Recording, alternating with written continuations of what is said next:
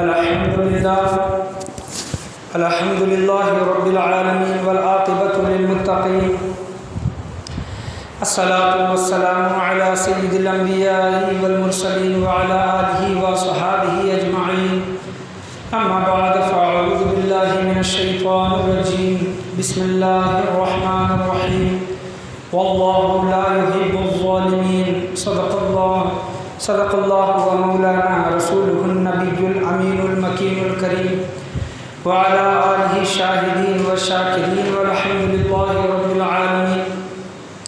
تقریر کا آغاز کرنے سے پہلے ہمارا مل کر امت خضراء میں آرام فرمانے والے آقا حضور پر نور شفیع یوم النشور جناب احمد مجتبی محمد مصطفیٰ صلی اللہ علیہ وسلم کی بارگاہ بے کس پناہ میں درود و سلام کا ہدیہ نثار کریں۔ پڑھی بآواز بلند اللہم صلی علی محمد وعلی آل محمد وبارک وسلم صلی اللہ علیہ الصلاۃ والسلام علیک یا رسول اللہ صلی اللہ علیہ وسلم۔ اور ایک مرتبہ نبی اور آل نبی کی بارگاہ میں درود و سلام کا ہدیہ نثار کریں۔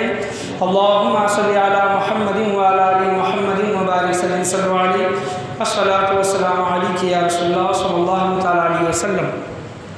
انشاءاللہ عز و جل آج ٹھیک 1:30 بجے جماعت کھڑی کرنی ہے، اس وجہ سے میں مختصر بیان آپ کے سامنے کرنے کے لیے کھڑا ہوا ہوں۔ اللہ تبارک و تعالیٰ قرآن مجید فرقان حمید میں ارشاد فرماتا ہے، خطبے کے بعد میں نے جس آیت کریمہ کا شرف حاصل کیا، اللہ قرآن میں فرماتا ہے واللہ لا يحب الظالمین، اور جو لوگوں پر ظلم کرتے ہیں اللہ تبارک و تعالیٰ ان کو پسند نہیں فرماتا۔ لا يحب پسند نہیں، اللہ تبارک و تعالیٰ ایسے لوگوں کو پسند نہیں فرماتا جو لوگوں پر ظلم کرتے ہیں۔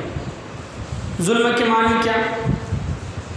کہ لوگوں کو مارنا، پیٹنا، ان کو تکلیف دینا، فزیکلی طور پر، مینٹلی طور پر، یہ ہر طرح کے اس میں معاملات آتے ہیں۔ تو کہیں نہ کہیں، کبھی نہ کبھی ہمارے ہاتھ سے ظلم ہوتا ہے، لیکن ہم یہ سمجھ نہیں پاتے کہ یہ ظلم ہوا ہے کہ نہیں ہوا ہے۔ خاص طور پر میں جس آج ٹاپک کو لے کر آپ کے سامنے بات کر رہا ہوں وہ ہے جہیز، دہیج جو مانگتے ہیں، ہنڈا جو مانگتے ہیں لڑکی کے گھر والوں سے، لڑکی کے ماں باپ سے۔ تو اسلام اس کی تعلیم نہیں دیتا، شریعت اس کی اجازت نہیں دیتی۔ یہ جو دہیز ہے، یہ جو ہنڈا ہے، یہ ہمارا اسلامی شعار نہیں ہے، بلکہ یہ ہندوانہ رسم و رواج ہے، ہندو کی رسم ہے یہ کہ بیٹی کو کچھ دینا، اور ان کے اندر یہ بھی معاملہ ہے کہ بیٹی کو وراثت حق نہیں دیا جاتا، اور شادی کے مطلب جب ان کا وقت آتا ہے لڑکیوں کا ہندو رسم میں، تو ان کے شادی کے وقت میں جو کچھ بھی خرچ کرنا ہے، جو کچھ بھی دینا ہے، دان دہیج وغیرہ، وہ دے کر اس کو لڑکی کو رخصت کیا جاتا ہے۔ لیکن اسلام میں ایسی صورت نہیں ہے، اسلام میں اس کی ایسی تعلیم نہیں ہے، بلکہ لڑکے کو اگر ایک حصہ ملتا ہے تو لڑکی کو اس کا آدھا حصہ، یعنی لڑکے کو 2 حصے مل رہے ہیں تو لڑکی کو اس کا آدھا ملنا چاہیے، اسلام کی تعلیم ہے۔ اور وراثت میں لڑکی کا بھی حق ہے، ایسا نہیں ہے کہ صرف لڑکوں کا ہے۔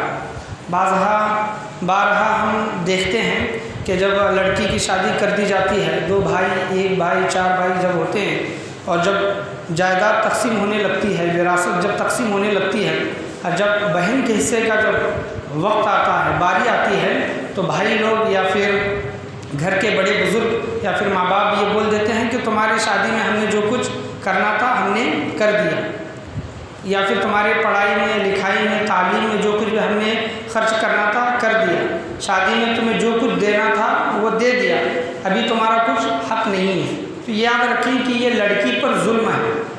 کیا ہے؟ یہ لڑکی پر ظلم ہے۔ جتنی بھی اگر باپ کی وراثت ہے، ماں کی وراثت ہے، تو جس طرح لڑکے کو مل رہا ہے اس کا آدھا حصہ لڑکی کو بھی ملنا چاہیے، اور یہ ہمیں دینا چاہیے۔ اگر ہم اس دنیا میں اپنی بہنوں کو ان کا حق نہیں دیں گے تو قیامت کے دن وہی جو بھی جائیداد ہوگی، جو بھی زمین ہوگی، وہ ہار کی شکل میں، توق کی شکل میں ہمارے گلے میں ڈال دیا جائے گا۔ توق ڈال کر، اس زمین کا توق ڈال کر ہم اللہ کی بارگاہ میں پیش پیش ہوں گے۔ اتنا بڑا ظلم عذاب ہم دنیا میں کرتے ہیں اور ہمیں پتہ بھی نہیں۔ بعض ایسا بھی ہوتا ہے کہ بہنیں مطلب خود ہو کر معاف کر دیتی ہیں، بھائیوں سے یہ کہتے ہیں کہ نہیں ہمیں کچھ نہیں چاہیے، ہمیں کچھ نہیں چاہیے، جو بھی ہے آپ رکھ لو، بس ہے آپ نے ہمیں پڑھایا لکھایا بڑا کیا، اچھے گھر میں شادی کر کے دی، تو یہ ہمیں اور کچھ نہیں چاہیے، تو لہٰذا جو بھی ہے وہ آپ رکھ لو۔ تو اس میں بہنوں کا بڑا دل ہوتا ہے، سخاوت ہوتی ہے ان کی ایک مہربانی سمجھ لیجئے، ان کا ایک احسان۔ اگر بہن خود ہو کر معاف کر دے تو اللہ بھی معاف کرنے والا ہے، لیکن اگر بہن مانگتی ہے، مانگنے کے بعد بھی بہن کو حصہ نہیں دیا جاتا، تو یاد رکھیں کہ قیامت کے دن بہت بڑا لمبا حساب و کتاب ہوگا، بہت بڑا لمبا حساب و کتاب ہوگا۔ اور اگر آج کورٹ میں اگر ہم معاملے دیکھتے ہیں تو یہی زمین و جائیداد کے زیادہ معاملے آپ کو دکھائی دیں گے کہ بہنوں کا حصہ نہیں دے رہے ہیں، پھپھو کا حصہ نہیں دے رہے ہیں، ماں کو مطلب حصہ نہیں مل رہا ہے تو ماموں سے جھگڑ رہی ہیں، ماں کو حصہ نہیں مل رہا ہے تو چچا سے جھگڑ رہی ہیں، بیٹوں سے جھگڑ رہی ہیں، بھائیوں سے جھگڑ رہے ہیں۔ تو یہ کیا ہے؟ اکثر معاملات ہم کورٹ وغیرہ میں جو دیکھتے ہیں تو یہی دیکھتے ہیں کہ ان کا حصہ ان کو نہیں ملا، اس وجہ سے اس نے اس پر کیس کیا، اس نے اس پر کیس کیا، یہ معاملہ ہے۔ تو جو کچھ بھی ہم جو بھی معاملہ کرتے ہیں، ہمیں جو کچھ بھی حصہ ملتا ہے، شریعت یہ بتاتی ہے کہ آدمی کو اگر ایک ملتا ہے تو اس کا آدھا حصہ اس کی بہنوں کو دینا چاہیے۔ پڑھیں ایک مرتبہ درود شریف، اللہم صلی علی محمد وعلی آل محمد وبارک صلی علیہ والصلاۃ والسلام علیک یا رسول اللہ صلی اللہ تعالیٰ علیہ وسلم۔ اور یہ بھی معاملہ ہوتا ہے کہ جب بہنیں مانگنے لگتی ہیں کچھ حصہ تو گھر کے بڑے بزرگ یہ بولتے ہیں کہ تم کیوں مانگ رہے ہو؟ ہنسی خوشی اپنے بھائیوں کے گھر آتی ہو، جاتی ہو، کھانا وغیرہ کھاتی ہو، یہ رشتہ تم قائم دائم رکھو، کیوں مانگ رہی ہو؟ تمہیں کیا ضرورت ہے؟ تمہارے شوہر نے، تمہارے مرد نے تمہیں کس چیز کی کمی کی ہے؟ یہاں تک کہ بول لڑکی کو سننے میں ملتے ہیں کہ نہیں ملتے؟ اگر لڑکی حصہ مانگنے لگے تو کیا بولتے ہیں کہ تمہارے شوہر نے تمہیں کس چیز کی کمی کی ہے؟ ہم نے اچھا خاصا خاندان دیکھ کر تمہاری شادی کی، تم پھر کیوں مانگ رہی ہو؟ وہ مانگ نہیں رہی ہے، وہ اس کا حق ہے، یاد رکھیں، اس کا حق ہے، اس کا حق مانگنا غلط بات نہیں ہے، بلکہ حق لینا چاہیے اور ضرور لینا چاہیے، یہ معاملہ ہے۔ اور بعض اوقات لڑکیاں، عورتیں اس وجہ سے بھی نہیں مانگتی، اگر میں مانگ لوں تو میرا بھائی مجھ سے ناراض ہو جائے گا، میرا باپ مجھ سے ناراض ہو جائے گا، اگر میں مانگ لوں تو میرا بھائی مجھ سے بات چیت کرنا بند کر دے گا، اگر میں مانگ لوں تو باپ میرا ناراض ہو جائے گا، تو اس وجہ سے رشتے ٹوٹ جائیں گے۔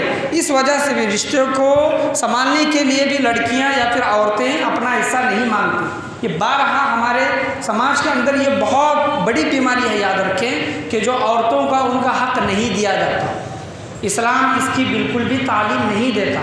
یاد رکھیں کہ اگر ہماری اپنی بہنوں کو یا پھر بیٹیوں کو یا پھر اپنی پھوپھو ماموں وغیرہ جو کچھ بھی جو خاندان میں جو بھی پراپرٹی ہوتی ہے جن میں وہ تقسیم ہونی ہوتی ہے اور عورت سمجھ کر اس کو نہیں دیا جاتا، تو قیامت کے دن حساب و کتاب کے لیے تیار ہو جائیں، حساب و کتاب کے لیے تیار ہو جائیں۔ بعض علماء نے اپنی کتابوں میں لکھا ہے کہ اگر دنیا میں کسی کا 1 روپے مارتا ہے، کیا 1 روپے مارتا ہے، تو قیامت کے دن اس کو جس کا 1 روپے مار رہا ہے وہ بتایا گیا 30 سال کی عبادت جس نے باجماعت نمازیں ادا کی ہیں وہ عبادت اس کو دینی پڑے گی۔ اگر عبادت نہیں ہے تو جس کا حق مارا گیا ہے اگر اس کے گناہ ہوں گے تو اس کے گناہ اس کے نامہ اعمال میں اللہ تبارک و تعالیٰ ڈال دے گا۔ اس طرح حساب و کتاب نہیں، تو اللہ تبارک و تعالیٰ غفور الرحیم ہے، جیسا کہ ہم نے بارہا جمعہ میں سنا ہے۔ اللہ تبارک و تعالیٰ جب حساب لینے پر آئے تو ایسا سخت حساب ہوگا کہ ہم اس حساب کے سامنے ٹک نہیں پائیں گے۔ یہ معاملہ ہے۔ دنیا کیا ہے؟ دنیا یہ ختم ہونے والی چیز ہے، زندگی یہ ختم ہونے والی چیز ہے۔ ہم پیدا ہوئے ہیں تو مریں گے بھی ضرور، ساتھ میں قبر میں حشر میں کچھ نہیں لے کر جائیں گے سوائے نیک اچھے اعمال کے۔ جو کچھ بھی اگر آپ کروڑوں کی بھی جائیداد کمائے ہیں، کروڑوں کا گھر بنائے ہیں، جائیداد گاڑی وغیرہ جو کچھ بھی ہے وہ اپنے ورثہ کے لیے اپنے لوگوں کے لیے چھوڑ کر جا رہے ہیں۔ قبر میں 1 روپیہ ہم ساتھ میں لے کر نہیں جاتے، یاد رکھیں۔ کفن کو جیب نہیں ہوتی، کفن میں کچھ نہیں، تو جو کچھ بھی یہاں پر چھوڑ کے جانا ہے یہیں پر چھوڑ کے جانا ہے۔ تو اچھے سے جائیں، اللہ کو راضی کر کے جائیں اور اس طرح جائیں کہ اللہ تبارک و تعالی ہم سے راضی ہو۔ حساب و کتاب نہ دینا پڑے۔ تو میں بات کر رہا تھا دہیز کی۔ دہیز اسلام میں جائز نہیں ہے۔ آپ حضور صلی اللہ تعالیٰ علیہ وسلم کی بیٹیوں کی زندگی اٹھا کر دیکھیں۔ آپ صلی اللہ تعالیٰ علیہ وسلم نے کسی اپنی بیٹی کو 4 شہزادیاں تھیں تو کسی بیٹی کو دہیز نہیں دیا۔ حضرت فاطمہ رضی اللہ تعالیٰ عنہ کے متعلق آتا ہے کہ آپ صلی اللہ تعالیٰ علیہ وسلم نے یہ چیزیں حضرت فاطمہ رضی اللہ تعالیٰ عنہ کو دہیز میں دی۔ تو کیوں دی؟ کیونکہ علماء کرام اس کی ایک بات یہ بھی بتاتے ہیں کہ حضور صلی اللہ تعالیٰ علیہ وسلم حضرت فاطمہ رضی اللہ تعالیٰ عنہ کے والد تھے، ولی تھے، باپ تھے، اور حضرت علی رضی اللہ تعالیٰ عنہ کی شادی حضرت فاطمہ سے جب ہوئی تو حضرت علی رضی اللہ تعالیٰ عنہ کے ولی بھی حضور صلی اللہ تعالیٰ علیہ وسلم ہی تھے۔ چچا زاد بھائی لگتے تھے، ولی سرپرست حضرت علی رضی اللہ تعالیٰ عنہ کے سرپرست حضور صلی اللہ تعالیٰ علیہ وسلم ہی تھے۔ حضرت علی رضی اللہ تعالیٰ عنہ سے جب پوچھا گیا کہ علی نکاح کرنا چاہتا ہوں، مہر کے طور پر کیا ہے؟ تو حضرت علی رضی اللہ تعالیٰ عنہ کے پاس اس وقت کچھ نہیں تھا، صرف ایک زرہ کے۔ آپ صلی اللہ علیہ وسلم نے اس کو بیچنے کے لیے کہا۔ حضرت عثمان غنی رضی اللہ تعالیٰ عنہ نے اس کو 30 درہم میں خریدا۔ بعد میں کچھ دنوں کے بعد وہ درہم واپس کر دی گئی تو حضرت علی رضی اللہ تعالیٰ عنہ نے حضرت فاطمہ رضی اللہ تعالیٰ عنہ کی نکاح کے لیے مہر دیا۔ اور حضور صلی اللہ تعالیٰ علیہ وسلم حالانکہ دونوں کے ولی تھے، دونوں کے سرپرست تھے، حضرت فاطمہ رضی اللہ عنہ، حضرت علی رضی اللہ تعالیٰ عنہ دونوں کے سرپرست تھے، تو اس وجہ سے حضرت علی رضی اللہ تعالیٰ عنہ کے پاس رہنے کے لیے مکان بھی نہیں تھا۔ وہ انصار صحابی کے کسی دیے ہوئے مکان میں رہتے تھے، علماء کرام بتاتے ہیں۔ تو حضور صلی اللہ تعالیٰ علیہ وسلم نے کچھ چیزیں حضرت فاطمہ رضی اللہ تعالیٰ عنہ کو دی۔ تو آج ہم اس کو کیا سمجھتے ہیں کہ اگر لڑکی کا اگر ہمیں نکاح کرنا ہے تو ہمیں پلنگ دینا ہوگا، ہمیں تجوری دینی ہوگی، ہمیں 4 تولہ سونا دینا ہوگا، اگر فریج کی مانگ کرتے تو فریج دینی ہوگی، واشنگ مشین کی مانگ کرتے تو واشنگ مشین دینی ہوگی، اور بعض اوقات یہ بھی دیکھا جاتا ہے کہ 2 ویلر بھی دی جاتی ہے۔ تو یاد رکھیں کہ اگر لڑکی کا باپ اگر لڑکی کا نکاح کرتا ہے تو لڑکی کے باپ کے اوپر 1 روپے کا بھی خرچ نہیں ہے۔ کیا نہیں ہے؟ 1 روپے کا بھی خرچ لڑکی کے باپ کے اوپر نہیں ہے۔ جو کچھ بھی خرچ کرنا ہے وہ لڑکا کرے، لڑکے کے گھر والے کرے۔ مہر کون دیتا ہے؟ لڑکا دیتا ہے، لڑکی نہیں دیتی۔ تو یہ لڑکے کی ذمہ داری ہے۔ آج یہ دیکھا جاتا ہے کہ بڑی بڑی چیزیں جہیز میں لگائی جاتی ہے۔ علماء کرام اس کی ایک بات یہ بھی بتاتے ہیں کہ بعض اوقات ایسے بھی گھر والے ملتے ہیں، لڑکے یا پھر لڑکی کے گھر والے ایسے بھی ملتے ہیں جو بولتے ہیں کہ ہمیں کچھ نہیں چاہیے۔ کیا بولتے ہیں؟ ہمیں کچھ نہیں چاہیے، آپ اپنی خوشی سے اپنی بیٹی کو جو دینا چاہتے ہیں دے دیں۔ تو وہ اپنے لیے نہیں مانگ رہا لیکن بیٹی کے لیے مانگ رہا ہے، تو بیٹی کس کے لیے لے کر آ رہی ہے؟ اپنے سسرال اپنے شوہر کے گھر ہی لے کر آ رہی ہے، تو وہ استعمال کون کرے گا؟ لڑکی کے ساتھ ساتھ لڑکی کے گھر والے، لڑکی کا شوہر بھی استعمال کرے گا۔ ہمیں اپنے لیے کچھ نہیں چاہیے، آپ اپنی بیٹی کو خوشی خوشی جو دینا چاہتے ہیں دے دیں۔ یہ بھی بولنے والے ہیں، زبان سے ظاہر تو نہیں کرتے کہ ہمیں یہ دے یہ دے وہ دے یہ دے، یہ بولتے تو نہیں، لیکن یہ بول دیتے ہیں کہ اپنی بیٹی کو آپ جو دینا چاہتے ہیں دے دیں۔ حالانکہ ہونا ایسا چاہیے کہ آپ نے اپنی بیٹی کو 18 سال 20 سال 22 سال 15 سال پال پوس کر بڑا کیا، آپ اپنی نازک سی لڑکی ہمیں دے رہے ہیں، اس سے بڑھ کر ہمیں کچھ نہیں چاہیے۔ یہ بولنا چاہیے کہ اپنی سب سے قیمتی چیز ہمیں دے رہے ہیں تو ہمیں اور کچھ نہیں چاہیے، یہ بولنا چاہیے۔ بعض اوقات لوگ بھی ایسے ہوتے ہیں جو 1 روپیہ بھی لڑکی کے گھر والوں سے نہیں ملتے۔ الحمدللہ اللہ ماشاء اللہ دنیا میں ایسے بھی لوگ ہیں جو لڑکی کے گھر والوں سے کچھ بھی نہیں لیتے۔ اور بعض اوقات یہ ڈیمانڈ ہوتی ہے کہ جب لڑکی کی شادی ہونے لگتی ہے تو لڑکے کے گھر والے بولتے ہیں کہ شادی کے لیے ہمارے 300 لوگ آئیں گے، 400 لوگ آئیں گے، 200 لوگ آئیں گے۔ تو یہ کیا ہے؟ لڑکی کے گھر والوں پر بوجھ ہے۔ باپ مشکل میں آ جاتا ہے، باپ پریشانی میں آ جاتا ہے کہ 300 لوگوں کے کھانے کا انتظام کس طرح کریں، سوچنے لگتا ہے کیا کیا انتظام کرے، ادھار مانگنے لگتا ہے، قرض مانگنے لگتا ہے۔ یہ تو تمام چیزیں کیا ہیں؟ یہ اسلام میں ناجائز ہے۔ کسی بھی حضور صلی اللہ تعالیٰ علیہ وسلم کی پوری زندگی کو اٹھا کر دیکھ لیں، اور صحابہ کرام، تابعین، تبع تابعین، اولیاء اعظام جن کا ہم نام لیتے ہیں، ان کی پوری زندگی اٹھا کر دیکھ لیں کہ ان کی شادی میں مطلب جب ان کی شادی ہوئی تو ان کی شادی میں 300 لوگ 400 لوگ 1000 لوگ کھانے آئے تھے کہ نہیں آئے تھے؟ دیکھیں اٹھا کر زندگی. آج ہم بڑے بڑے ہالوں میں جو شادیاں کرتے ہیں لوگوں کو کھانا کھلاتے ہیں. اصل شادی کہاں ہونی چاہیے؟ مسجد میں ہونی چاہیے. یہ سنت طریقہ ہے. آج ہم اس سنت طریقے کو چھوڑ دیے, بڑے بڑے ہال وغیرہ میں شادی کرتے ہیں. شادی مسجد میں کھانا وغیرہ کھلانا ہے تو ہال میں کھلائیں. بتانے کا میرا مقصد حاصل کلام یہ ہے کہ جو لڑکی کے گھر والوں پر جو بوجھ ڈال دیا جاتا ہے کہ ہمارے اتنے لوگ آپ کے یہاں پر کھانے کے لیے آئیں گے, تو یہ بھی سخت ناجائز و حرام ہے. یاد رکھیں, لڑکی کے گھر والے بولتے ہیں کیونکہ ایک رسم ہوتی ہے, ایک طریقہ جو سالوں سے جو ہندوانہ رسم جو چلی آ رہی ہے ہمارے درمیان, ایک لڑکی کے گھر والے یہ سوچ رکھتے ہیں, کیا سوچ رکھتے ہیں کہ اگر ہم بڑی شادی نہیں کریں گے تو لوگ کیا بولیں گے, بڑی شادی نہیں کریں گے تو لوگ کیا بولیں گے. میں ان سے ایک بات یہ کہنا چاہتا ہوں, پوچھنا چاہتا ہوں, کیا آپ اپنے کام لوگوں کے لیے کرتے ہیں کہ اللہ کے لیے کرتے ہیں؟ یہ بتائیں. آپ لوگوں کو خوش کرنے کے لیے اپنے کام کرتے ہیں کیا اللہ کو خوش کرنے کے لیے کرتے ہیں؟ اگر اللہ کو خوش کرنے کے لیے کرتے ہیں تو شریعت کے حساب سے کام کریں. لوگوں کو خوش کرنے کے لیے اگر کام کرتے ہیں تو آپ کا شریعت سے کچھ واسطہ نہیں ہے, اسلام سے کچھ واسطہ نہیں ہے. بعض ایسے بھی لوگ ہوتے ہیں جو مجبوراً قرض وغیرہ نکال کر اپنی بیٹیوں کی شادیاں کرتے ہیں اور اسی قرض میں ڈوب کر مر جاتے ہیں, تو اسلام اس کی تعلیم نہیں دیتا. لکھنؤ میں ایک عالم صاحب, بڑے عالم دین ہیں, وہ ایک واقعہ پیش کرتے ہیں کہ وہ ایک کسی شادی میں گئے اور شادی کے پورے رسم و رواج جو بھی ہوتے ہیں وہ ہوئی اور لڑکی بھی رخصت ہوئی 2-3 گھنٹے. اور اس شادی میں 2 برہمن کی لڑکیاں تھیں, برہمن کی 2 لڑکیاں تھیں.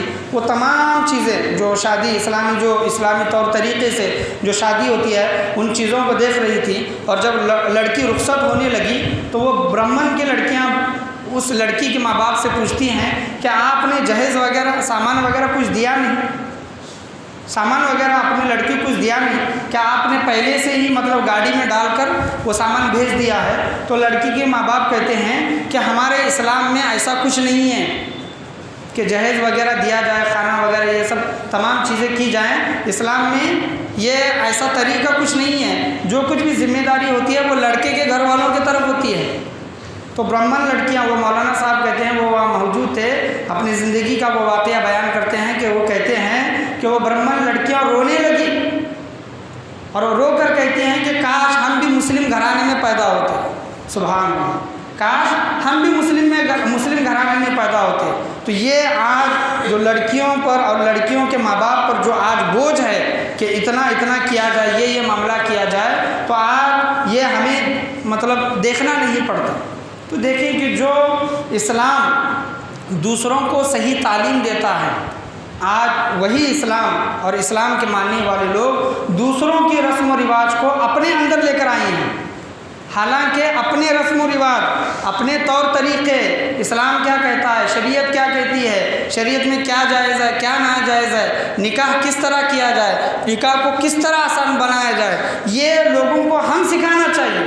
اسلام دوسرے لوگوں کی دوسرے مذہبوں کی رہبری کرنی چاہیے. لیکن آج ایسا برا وقت ہے کہ دوسروں کے رسم و رواج آج اسلام کے اندر داخل ہوئے ہیں.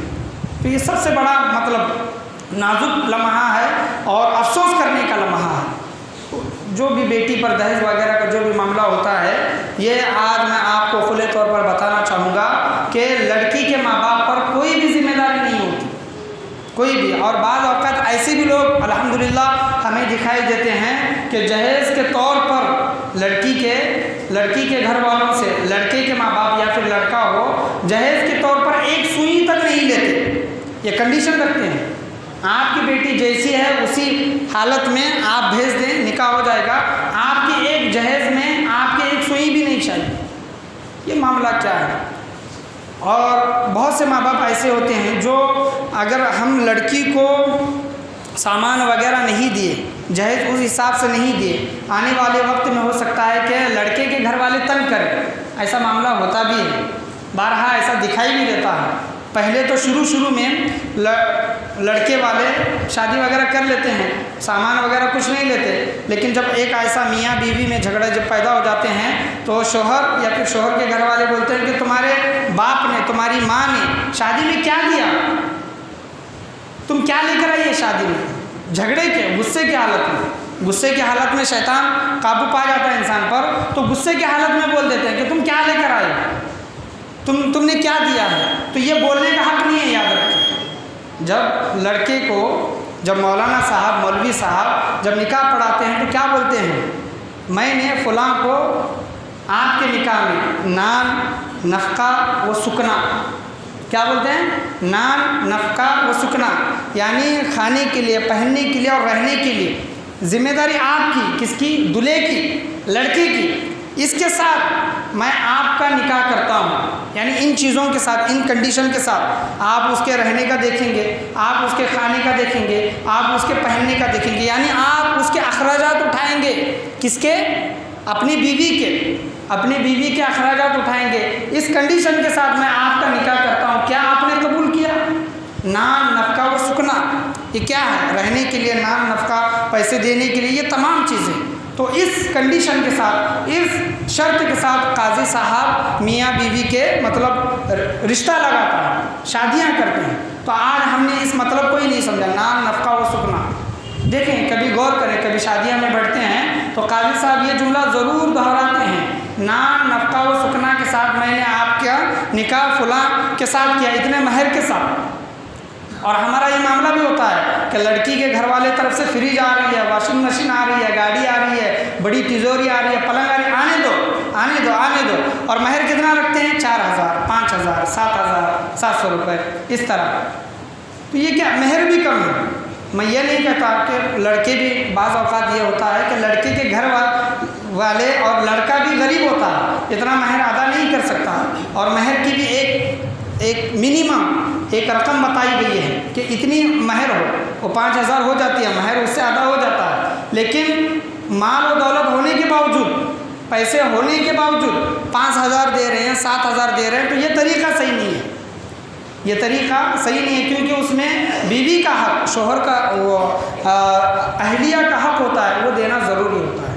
تو بعض اوقات لوگ مجبوراً، خوشی کے طور پر نہیں، بہت سے لوگ ایسے بھی ہوتے ہیں کہ خوشی کے طور پر اپنی بیٹی کو دے دیتے ہیں، بعض اوقات ایسے بھی ہوتے ہیں جو مجبوراً بیٹی کو کچھ نہ کچھ سامان وغیرہ دینا پڑتا ہے، کیوں؟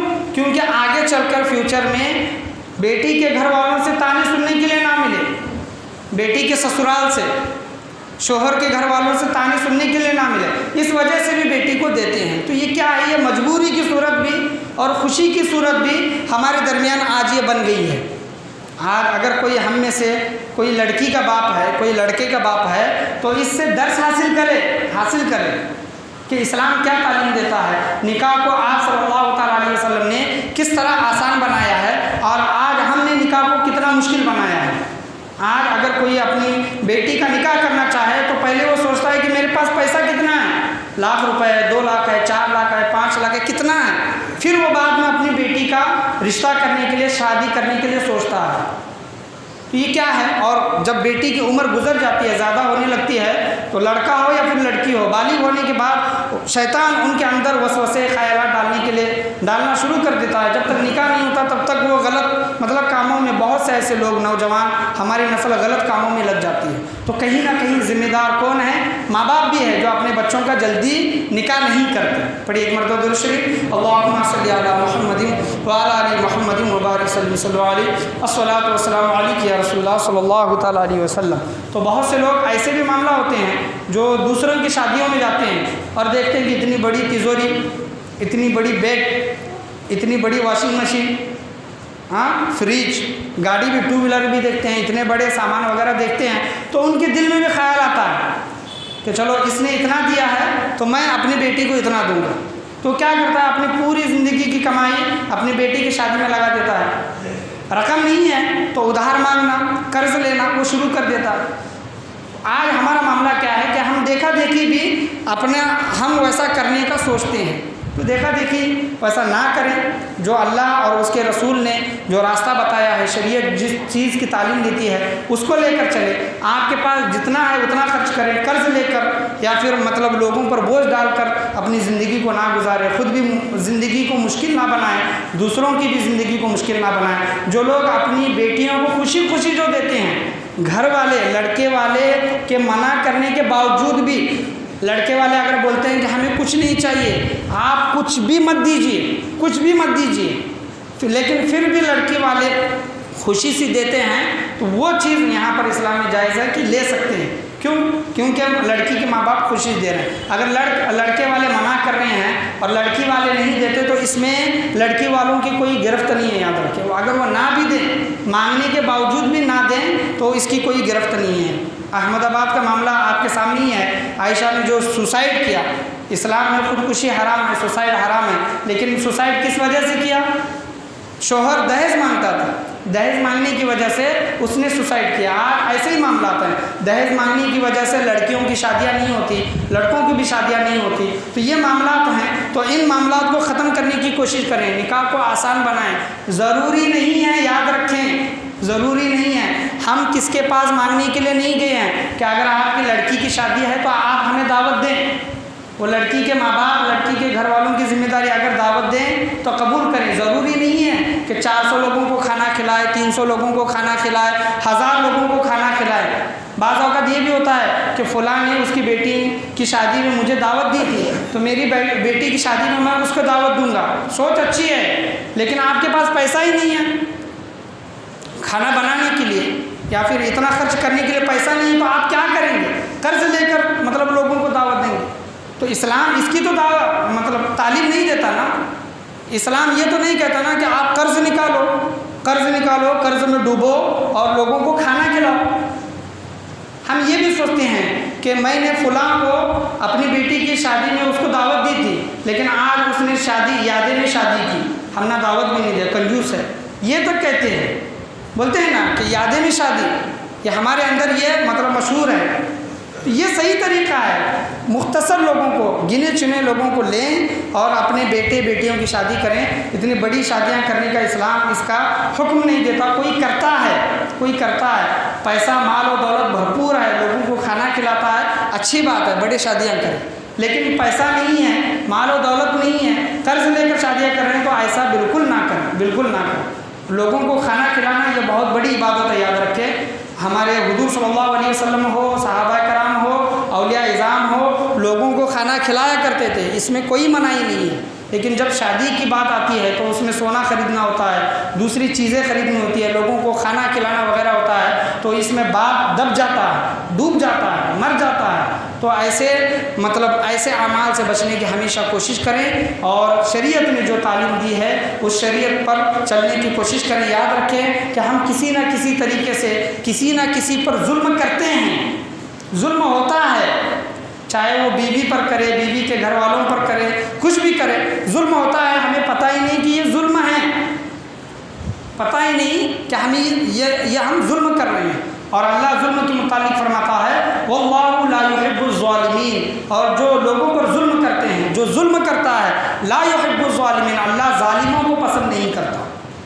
ظلم یہ نہیں ہے کہ صرف کسی کو مارا جائے، پیٹا جائے، باندھ کر رکھا جائے، کسی کو زبان سے تکلیف دی جائے. ظلم یہ بھی ہے جو میں نے آپ کے سامنے یہ پورا بیان جو کیا ہے، شادی وغیرہ کے معاملات میں، دہیج کا معاملہ، جو کچھ بھی بیان کیا ہے، لڑکیوں کا حق دینے کا معاملہ، جو میں نے شروع میں جب میں نے شروعات کی تھی کہ لڑکیوں کا حق دینے کا معاملہ، یہ تمام چیزیں ظلم ہیں. یاد رکھیں، یہ تمام چیزیں ظلم ہیں. یہ ظلم کا انجام بہت برا ہے، دنیا میں بھی برا ہے اور آخرت میں بھی برا ہے. ظلم سے بچنے کی کوشش کریں. ہمیں پتہ ہی نہیں ہوتا کہ ہم کسی پر ظلم کر رہے ہیں، تو سب سے پہلے دیکھیں کہ جو چیز کر رہے ہیں شریعت کے حساب سے ہے کہ نہیں، یا پھر کسی پر ہم بوجھ ڈال رہے ہیں یا پھر بوجھ بن رہے ہیں. ایسی چیزوں سے ہمیشہ بچنے کی کوشش کریں.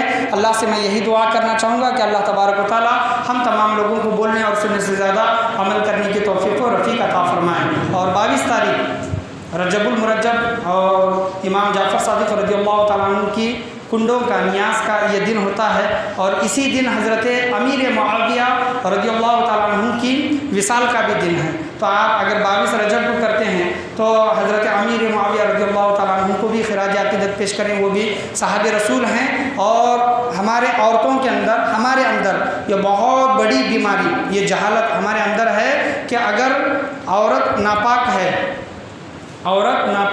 تو 11ویں کا، 6ٹی کا یا پھر کنڈوں کے کھانا نہیں بنا سکتی۔ ہم یہ سوچتے ہیں کہ عورت اگر ناپاک ہے تو یہ فاتحہ وغیرہ نہیں کر سکتی۔